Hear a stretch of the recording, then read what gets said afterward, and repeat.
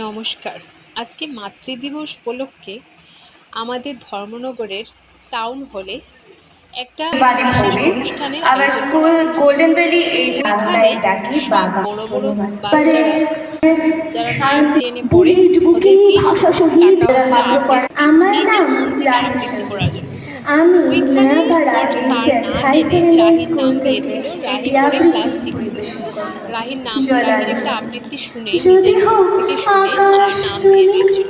আমি তো হব ওই মেঘ যাওয়ার পরে স্যার বলল, থাকবো তুমি শুধু তোমার 9-10 স্টুডেন্ট? হৃদয় তারপরে জুড়ে বলল, না তুমি যখন যদি এসেছো হোক তোমার আবৃত্তি নিশ্চয়ই নদী আমরা তুমি পাঠাতে পারবো।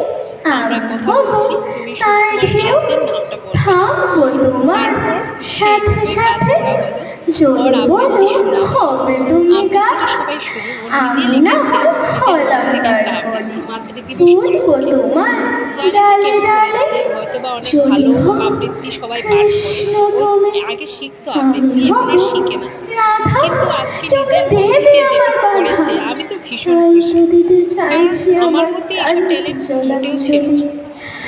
ওর মধ্যে ক্রাফট করার, উপহাস আর্ট করার আর আবৃত্তি পাঠের শুধু এইসব তোমার কাজের যে একটা নমস্কার উজ্জ্বল ধারণা, অনেক আমি ধন্যবাদ নিজের মন রাহিকে থেকে বানিয়ে রাহি কিছু একটু লেখা আমি অপেক্ষা করো ভাবতেও আমি পারিনি। শিল্পী কাজকে ও অনুরোধ কি সুন্দর বলেছে।